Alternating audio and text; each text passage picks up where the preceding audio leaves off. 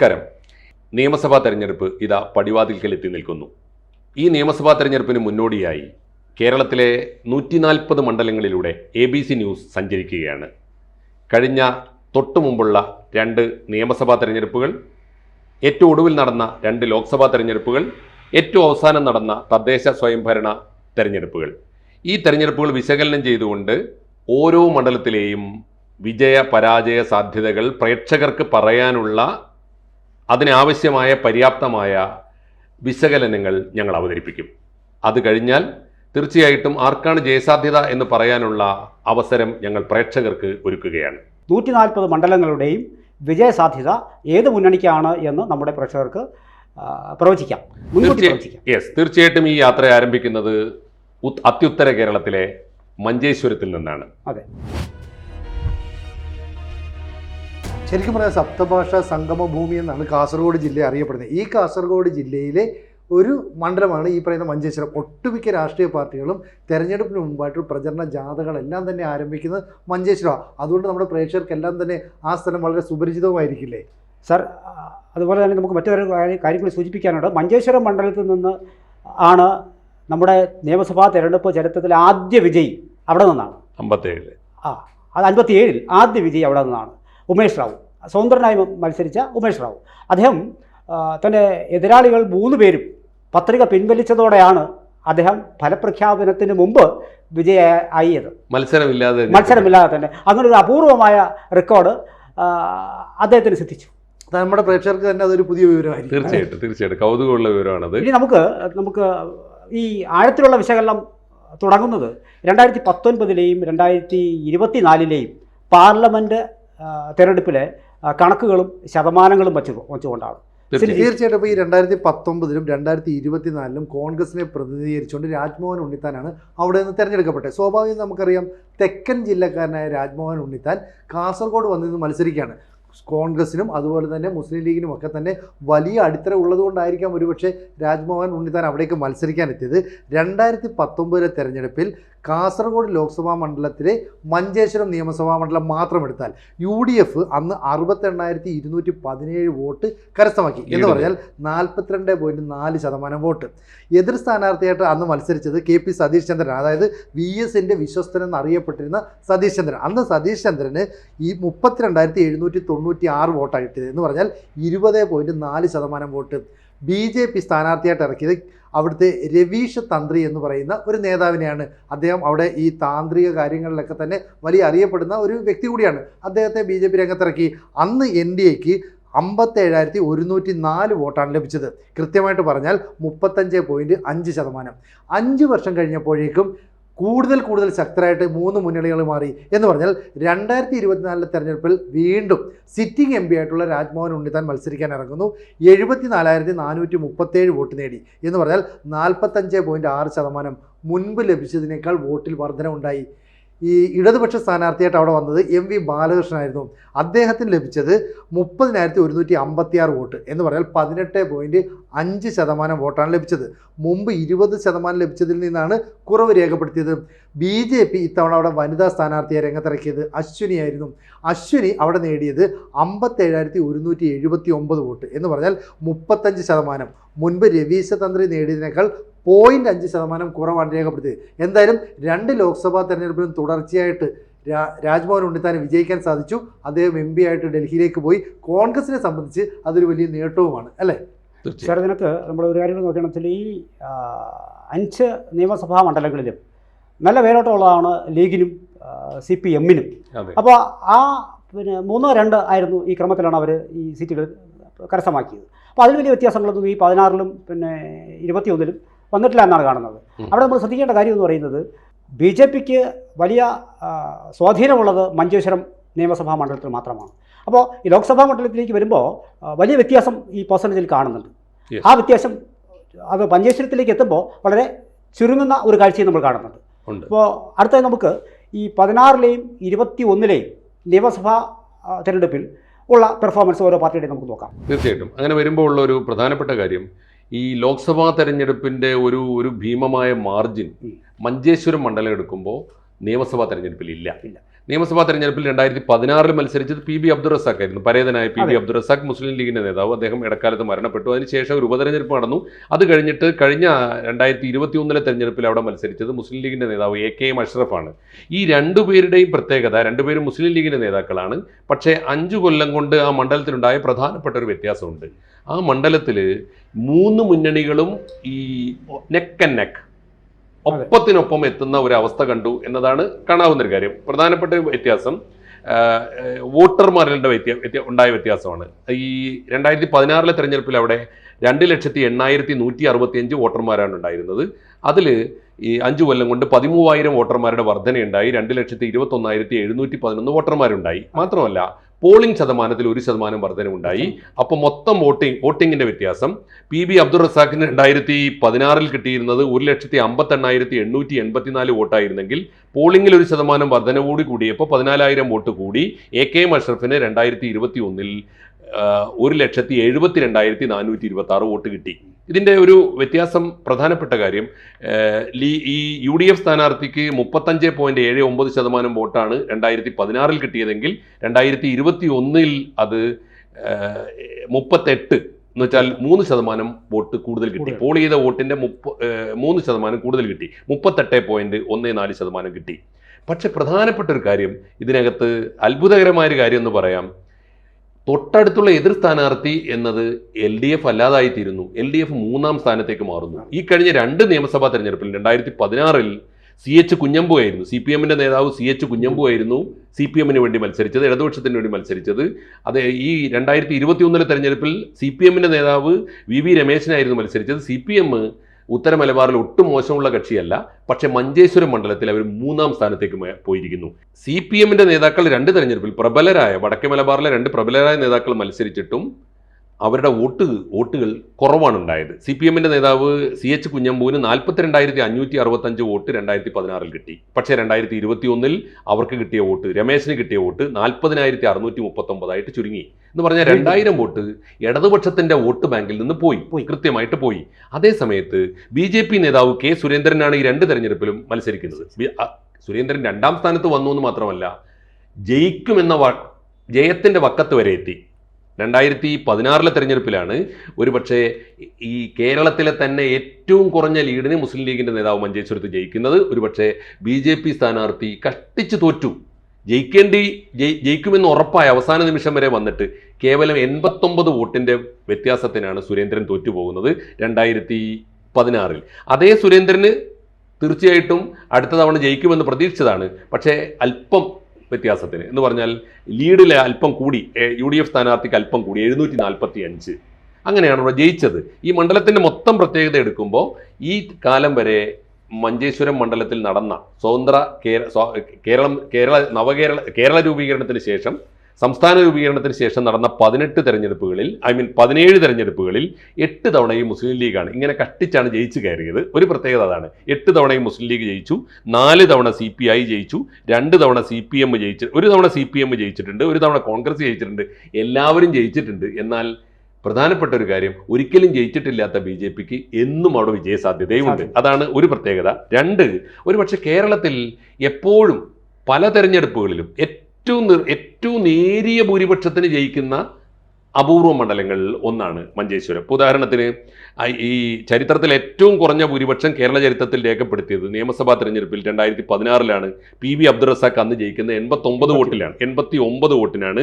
അതുപോലെ തന്നെ 980 തെരഞ്ഞെടുപ്പിൽ CPIയുടെ സുബ്ബറാവു ജയിക്കുന്നത് 156 വോട്ടിനാണ്. അടുത്ത തെരഞ്ഞെടുപ്പിൽ അതേ സുബ്ബറാവു ജയിക്കുന്നത് 163 വോട്ടിനാണ്. എന്ന് വെച്ചാൽ 500 വോട്ടിൽ കുറഞ്ഞ ഭൂരിപക്ഷത്തിന് ഏറെക്കുറെ ഇങ്ങനെ ജയിച്ചുകൊണ്ട്, ഇപ്പോൾ ഏറ്റവും ഒടുവിലത്തെ ഭൂരിപക്ഷം എത്രയാണ്? AKM അഷ്റഫ് ജയിച്ചത് 745 വോട്ടിനാണ്. എന്ന് പറഞ്ഞാൽ കേരളത്തിൽ ഏറ്റവും കുറഞ്ഞ മാർജിൻ ജയിക്കുന്ന മണ്ഡലം. 2, BJP 2ാം സ്ഥാനത്ത് വരുന്ന മണ്ഡലം. ഈ പ്രത്യേകതയൊക്കെ ഈ മണ്ഡലത്തിനുണ്ട് എന്നുകൂടിയാണ് നമുക്ക് മഞ്ചേശ്വരം മണ്ഡലത്തെക്കുറിച്ച്. മാത്രമല്ല, പക്ഷേ ഇതിനകത്ത് നമ്മുടെ ഏറ്റവും ഒടുവിൽ നടന്ന തദ്ദേശ സ്വയംഭരണ സ്ഥാപനങ്ങളിലേക്കുള്ള തെരഞ്ഞെടുപ്പ് നോക്കുമ്പോഴും UDF ആ ഒരു മേൽക്കോയ്മ നിലനിർത്തുന്നുണ്ട്. അപ്പോൾ കണക്കിൽ പറയുകയാണെങ്കിൽ ലേശം വ്യത്യാസമൊക്കെ അങ്ങോട്ടേക്ക് വന്നേക്കാം. എങ്കിൽ കൂടിയും ഏതാണ്ട് 20,000-ൽ പരം വോട്ടിൻ്റെ ലീഡ് തദ്ദേശ സ്വയംഭരണ സ്ഥാപനങ്ങളിലേക്ക് നടന്ന തെരഞ്ഞെടുപ്പ് അനുസരിച്ച് മഞ്ചേശ്വരത്തിൽ UDF-നുണ്ട്.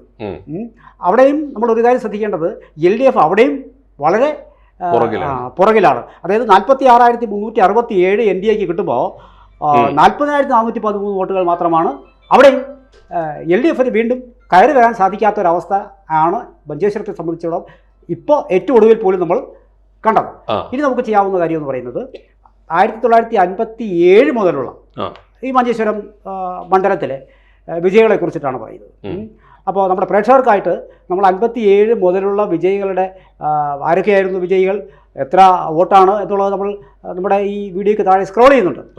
ഏതെങ്കിലും നമ്മൾ വാക്കുകൾ എവിടെയെങ്കിലും മിസ് ചെയ്താൽ പോലും അവർക്കത് കണ്ട് മനസ്സിലാക്കാനുള്ള അവസരവും നമ്മൾ കൊടുക്കുന്നുണ്ട്. ഇപ്പോൾ 57 മുതൽ സുനിജി, ഇപ്പോൾ 1957 ഈ പറഞ്ഞ പോലെ സ്വതന്ത്ര കേരളത്തിലെ ആദ്യ തെരഞ്ഞെടുപ്പിൽ ആദ്യ വിജയം എന്ന് പറയുന്നതാണ് ഈ പറയുന്ന ഉമേഷ് ബാബു സ്വതന്ത്രമായിട്ട് മത്സരിച്ചു. ഉമേഷ് ബാബു അല്ലേ. അതിനുശേഷം 1960 ഈ പറയുന്ന ഭണ്ഡാരി അല്ല, ഈ ഭണ്ഡാരിയുടെ ഒരു ചരിത്രം എന്താ പക്ഷേ? ഭണ്ഡാരി അന്ന് ഈ നവകേരളം രൂപീകരിച്ച കാലത്ത് ഈ കാസർഗോഡിന്റെ ഒരു പ്രശ്നം ഈ ഭാഷാ പ്രശ്നമാണ്. സപ്തഭാഷ ആണെങ്കിൽ പോലും അതിൽ മഹാഭൂരിപക്ഷം കന്നഡ മാതൃഭാഷയായിട്ടുള്ള കന്നഡയുണ്ട്, അതിൽ ഈ തുളു ഉണ്ട്, പിന്നെ ഈ ലിപി ഇല്ലാത്ത ഭാഷയുണ്ട്, ബ്യാരി എന്ന് പറയുന്ന ഭാഷയുണ്ട്. അത്തരം ഭാഷകളൊക്കെ ഉണ്ട്. അതാണ് ഈ സപ്തഭാഷ ഭൂമി എന്ന് പറയുന്നത്. പക്ഷെ അതിൽ കന്നഡ വോട്ടർമാർ നിർണായകമാണ്. അന്ന് കന്നഡ ഭാഷ സംസാരിക്കുന്നവർ മത്സരിച്ചാൽ അവർക്കൊരു മുൻതൂക്കം കിട്ടുമായിരുന്നു. അങ്ങനെയാണ് കർണാടക സമിതി എന്ന പേരിലാണ് ഈ മഹാബല ഭണ്ഡാരി ആദ്യം മത്സരിക്കുന്നത്.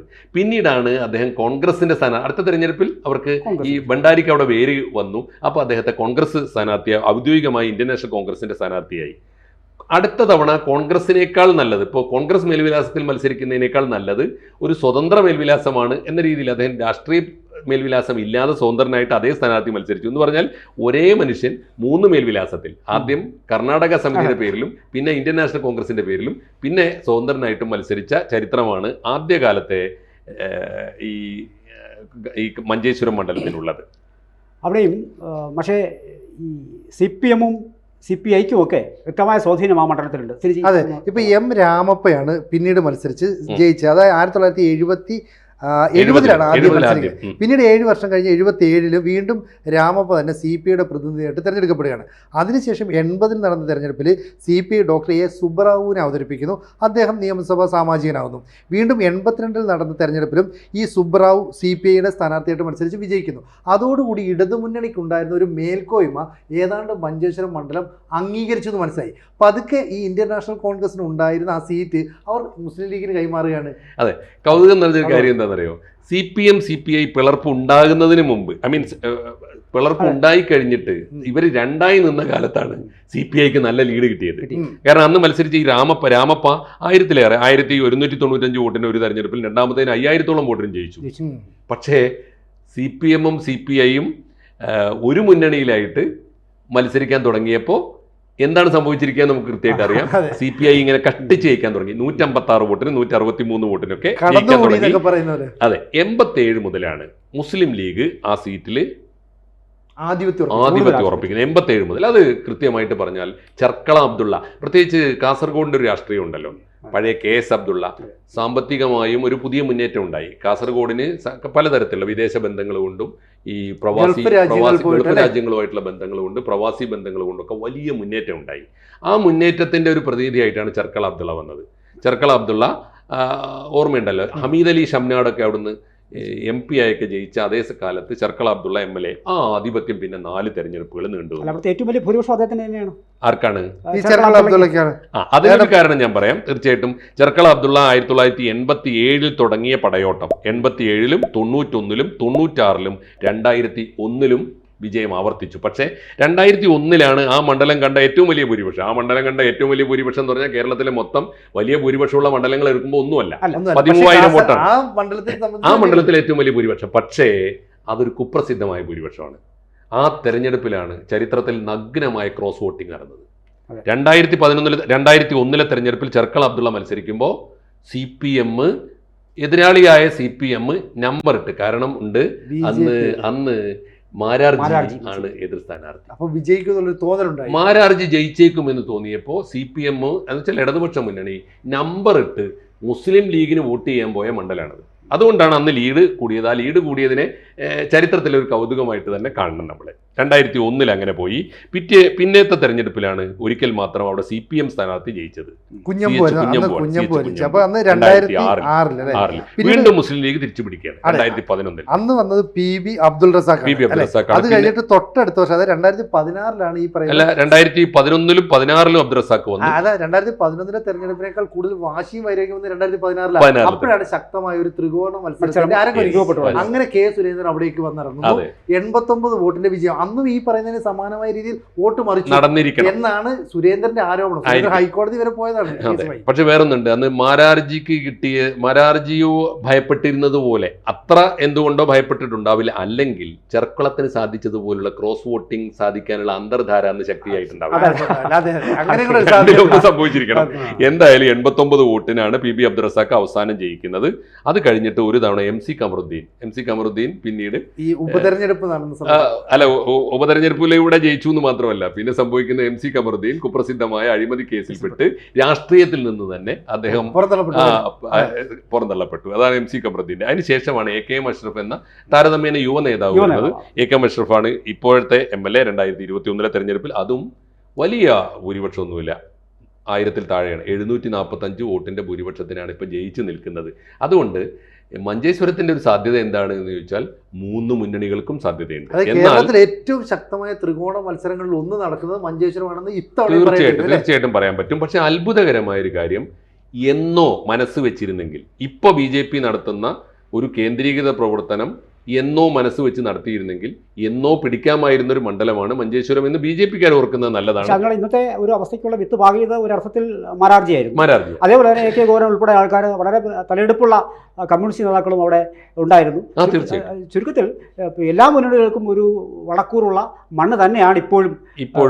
പണ്ട് മുതലേ നമ്മൾ ഇടക്കാലത്ത് കേട്ടിരുന്നത് കമ്മ്യൂണിസ്റ്റുകാരുടെ ഒരു ഉറച്ച കോട്ടയാണ് കാസർഗോഡ് എന്ന് കേട്ടിരുന്നത്. AK ഗോപാൽ ഉള്ളത് കൊണ്ടും ഭാര്യയുടെ മത്സരം ഇതൊക്കെ കൊണ്ടായിരിക്കാം. പക്ഷെ പിന്നീടാണ് BJP-ക്ക്, ഈ മാരാർജിയുടെ കാലം മുതൽ BJP-ക്ക് അവിടെ ശക്തി ഉണ്ടായിരുന്നെന്നും അവിടെ അവർ വോട്ട് വിഹിതം വർദ്ധിപ്പിച്ച് വരുന്നു മനസ്സിലായി. ഇത് അപകട മണത്തോടുകൂടി LDF UDF ഒന്നിക്കുന്ന സാഹചര്യമുണ്ട്. ഇതൊക്കെ എന്ന് പറഞ്ഞാൽ മറ്റു മണ്ഡലങ്ങളിൽ നിന്ന് മഞ്ചേശ്വരത്തെ വേറിട്ട് നിർത്താന്ന് പറഞ്ഞൂടെ? ഈ തെരഞ്ഞെടുപ്പിന്റെ ഒരു സാധ്യത ഒരു പക്ഷേ ഈ UDF-ഉം LDF-ഉം ചേർന്നിട്ട് BJP-യെ ഒന്ന് ക്രോസ് വോട്ടിംഗ് ചെയ്ത് തോൽപ്പിച്ച് കളയാമെന്ന തരത്തിലുള്ള ഒരു വികാരം ഇപ്പൊ കേരളത്തിലില്ല. അത് ഒരു സാധ്യതയാണ്. അത് ആർക്ക് ഗുണകരമായി തീരും എന്നൊക്കെ ആലോചിക്കേണ്ടതാണ്. ഒരു പക്ഷേ മറ്റ് ഏതെങ്കിലും തരത്തിലുള്ള അന്തർധാരകൾ അവിടെ അന്തർഭവിക്കുമോ എന്നും വേണം കാത്തിരിക്കാൻ. കാരണം വേണമെങ്കിൽ ഒരു മണ്ഡലത്തിൽ BJP ജയിച്ചു കൊള്ളട്ടെ എന്നെങ്ങാനും ഇടതുപക്ഷം വിചാരിക്കുന്ന മട്ടിലുള്ള ഒരു അന്തർധാര ഉണ്ടെങ്കിൽ ആർക്കാണ് ക്രോസ് വോട്ടിംഗ് ചെയ്യേണ്ടത് എന്നൊക്കെ തീർച്ചയായിട്ടും ആ മണ്ഡലക്കാർ തീരുമാനിക്കുമായിരുന്നു. ഏതായാലും നമ്മൾ ഈ മണ്ഡലത്തെക്കുറിച്ചുള്ള വിശകലനം അവസാനിപ്പിക്കും മുമ്പ് ഒരിക്കൽ കൂടി നമ്മുടെ പാർലമെന്റ് തെരഞ്ഞെടുപ്പിൽ ഈ വോട്ടിംഗ് പെർസെൻറ്റേജ് സാധാരണഗതിയിൽ നിയമസഭയിൽ കാണുന്നതിലും വലിയൊരു അന്തരം ഉണ്ടായിരുന്നു. പക്ഷെ ഒരിക്കൽ കൂടി നമുക്കത് പ്രേക്ഷകർക്ക് വേണ്ടി ഒന്ന് സൂചിപ്പിച്ചാൽ നന്നായിരിക്കും. നിയമസഭാ തെരഞ്ഞെടുപ്പിൽ ഉണ്ടായിരുന്ന ആ നേരിയ ശതമാനവും 89,745, പിന്നെ പോളിംഗ് പെർസെൻറ്റേജ്. അതെ, പെർസെൻറ്റേജ് അന്ന് ഈ കഴിഞ്ഞ ഏറ്റവും ഒടുവിലത്തെ 2016 തെരഞ്ഞെടുപ്പിൽ അന്ന് UDF സ്ഥാനാർത്ഥിയായിരുന്ന PB അബ്ദുൾ റസാഖിന് കിട്ടിയ വോട്ട് 35.79%. 5 കൊല്ലം കഴിഞ്ഞ് 2021 അവർക്ക് പക്ഷേ 3% വോട്ട് വർദ്ധിപ്പിച്ചിട്ട് 38.14% വോട്ട് കിട്ടിയിട്ടുണ്ട്. എന്നാൽ കൂടിയ വോട്ടും പോളിംഗിലെ 1% വർധനവും കൂട്ടിയിട്ട് 9,000 വോട്ട് കൂടിയിട്ടുണ്ട്. പക്ഷേ ആ 9,000 വോട്ട് കൂടിയപ്പോൾ അത്ര തന്നെ 9,000 വോട്ട്, അതേ 9,000 വോട്ട് BJP സ്ഥാനാർത്ഥി K. സുരേന്ദ്രനും കൂടിയിട്ടുണ്ട്. അതുകൊണ്ടാണ് നെക്ക് ആൻഡ് നെക്ക് ഒപ്പത്തിനൊപ്പം നിന്നത്. ഇനി ഈ തെരഞ്ഞെടുപ്പിൽ എത്ര വോട്ട് കൂടി, പോളിംഗ് ശതമാനം എത്ര കൂടും, ആ കൂടുന്നതിൽ BJP-ക്ക് എത്ര, UDF-ന് എത്ര എന്ന ചോദ്യം വളരെ പ്രസക്തമാണ്. ഒപ്പം ഇടതുപക്ഷം എന്തെടുക്കുന്നു എന്ന ചോദ്യവും, അവർ കൂട്ടുമോ കുറക്കുമോ. കഴിഞ്ഞ 2 തെരഞ്ഞെടുപ്പുകൾക്കിടയിൽ കാണുന്നത് ഇടതുപക്ഷം അവരുടെ വോട്ട് ബാങ്കിൽ നിന്ന് 2,000 വോട്ട് നഷ്ടപ്പെടുത്തി എന്നാണ്. ആർക്ക് പോയി എന്ന് പരിശോധിക്കേണ്ടത് അവരാണ്, തിരിച്ചു പിടിക്കാൻ കഴിയുമോ എന്ന് നോക്കേണ്ടത് അവരാണ്, ഇനി അവരുടെ വോട്ട് ബാങ്ക് വർദ്ധിപ്പിക്കുമോ എന്നും പരിശോധിക്കേണ്ടത് അവരാണ്. ഈ ലോക്സഭാ തെരഞ്ഞെടുപ്പിന്റെ കാര്യം കൂടെ നോക്കണം. കഴിഞ്ഞ 10 വർഷത്തിന് മുമ്പ് CPM-ന്റെ ഏറ്റവും വിശ്വസ്തമായ കോട്ടകളിൽ ഒന്നായിരുന്നു കാസർഗോഡ് ലോക്സഭാ മണ്ഡലം. അവിടെ CPM സ്ഥാനാർത്ഥി നിന്ന് ജയിക്കുമെന്നുള്ള കാര്യം അതുകൊണ്ട് 100% ഉറപ്പാണ്. അവിടേക്കാണ് രാജ്മോഹൻ ഉണ്ണിത്താൻ എന്ന് പറയുന്ന തെക്കൻ ജില്ലക്കാരനായ ഒരു നേതാവിനെ കോൺഗ്രസ് പരീക്ഷിക്കുന്നത്. 10 വർഷമായിട്ട് അദ്ദേഹമാണ് അവിടെ MP എന്നുള്ളത് ഒക്കെ തന്നെ വളരെ 10 വർഷം തന്നെ ഒരു ടൈം കഴിഞ്ഞ് രണ്ടാമത്തെ ടൈമിലേക്ക് എത്തിപ്പെട്ടു എന്നുള്ളത് തന്നെ വളരെ പോസിറ്റീവായിട്ട് കോൺഗ്രസ്സുകാർ അല്ലെങ്കിൽ UDF കാണുകയും ചെയ്യുന്നുണ്ട്. തീർച്ചയായിട്ടും. പക്ഷേ നിയമസഭാ തെരഞ്ഞെടുപ്പിൽ എല്ലാവർക്കും ആശ്വസിക്കാവുന്ന ഒരു കാര്യം, അത് ഒരു ഉണ്ണിത്താൻ പ്രതിഭാസമാണ്. അത് ലോക്സഭാ തെരഞ്ഞെടുപ്പിൽ മാത്രമേ അദ്ദേഹത്തിന് പോലും അത് ആവശ്യമുള്ളൂ, അദ്ദേഹത്തിന്റെ പാർട്ടിക്ക് പോലും അത് ഉണ്ടാവില്ല. അതുകൊണ്ട് നിയമസഭാ തെരഞ്ഞെടുപ്പിൽ ഉണ്ണിത്താനെ ഭയപ്പെടാതെ അവരുടെ വോട്ട് ബാങ്ക് ശക്തിപ്പെടുത്താനും സ്വന്തം സ്ഥാനാർത്ഥിയെ, ഏറ്റവും പ്രബലനായ സ്ഥാനാർത്ഥിയെ നിർത്തിയിട്ട് വോട്ട് നേടാനും ശ്രമിച്ചാൽ നിയമസഭാ തെരഞ്ഞെടുപ്പിൽ അത്ഭുതങ്ങൾ നടക്കാം. എന്തായാലും വരും ദിനങ്ങളിൽ തെരഞ്ഞെടുപ്പ് ചൂട് വല്ലാതെ കയറും. അതിനു മുമ്പായി തന്നെ നമ്മുടെ പ്രേക്ഷകർക്ക് ABC ഒരിക്കൽ കൂടി പറയുന്നു, ABC മലയാളം കമൻറ്റ് ബോക്സിൽ കൊടുത്തിരിക്കുന്ന ലിങ്ക് ക്ലിക്ക് ചെയ്ത് 140 മണ്ഡലങ്ങളിലും UDF-നാണോ LDF-നാണോ NDA-ക്കാണോ വിജയസാധ്യത എന്ന് ഇലക്ഷന് മുമ്പ് പ്രവചിക്കാനുള്ള അവസരമുണ്ട്. തീർച്ചയായിട്ടും നമുക്ക് വിജയപ്രവചനം നടത്തുന്നത് അല്ലെങ്കിൽ എക്സിറ്റ് പോൾ നിർണ്ണയിക്കുന്നത് നമ്മുടെ പ്രേക്ഷകരാണ്. ആര് വിജയിക്കുമെന്ന് പ്രഖ്യാപിക്കാനും ആര് വിജയിക്കുമെന്ന് ഊഹിച്ച് പറയാനും ഉള്ള അവകാശം തീർച്ചയായിട്ടും പ്രേക്ഷകർക്കാണ്. അത് പ്രേക്ഷകർക്ക് മുമ്പിൽ തുറന്നു വെക്കുന്നു അങ്ങനെ ഒരു കവാടം. അതാണ് ഈ ജാലകത്തിൻ്റെ പ്രത്യേകത. നമ്മുടെ കമൻറ്റ് ബോക്സിൽ എത്രയും വേഗം വന്ന് പ്രേക്ഷകർ അവരുടെ അഭിപ്രായം രേഖപ്പെടുത്തട്ടെ. 2026 കേരളത്തിൽ ആര് ജയിക്കും?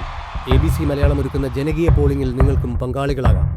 നിങ്ങൾ ചെയ്യേണ്ടത് ഇത്രമാത്രം: ഡിസ്ക്രിപ്ഷനിലും കമൻറ്റ് ബോക്സിലും കാണുന്ന ലിങ്കിൽ ക്ലിക്ക് ചെയ്ത് നിങ്ങൾക്ക് വോട്ട് ചെയ്യാം. ദയവായി നിങ്ങൾ പോളിൽ പങ്കെടുത്തതിന് ശേഷം ആ ലിങ്ക് ഷെയർ ചെയ്യുക, ലൈക്ക് ചെയ്യുക. കേരളം 2026 ആര് ഭരിക്കുമെന്ന് നിങ്ങൾക്ക് പ്രവചിക്കാനുള്ള അവസരം നിങ്ങൾ വിനിയോഗിക്കുക. കൂടുതൽ വാർത്തകളും വിശേഷങ്ങളും നിങ്ങളിലേക്ക് എത്താൻ ABC മലയാളം സബ്സ്ക്രൈബ് ചെയ്യുക, ബെൽ ബട്ടണും അമർത്തുക.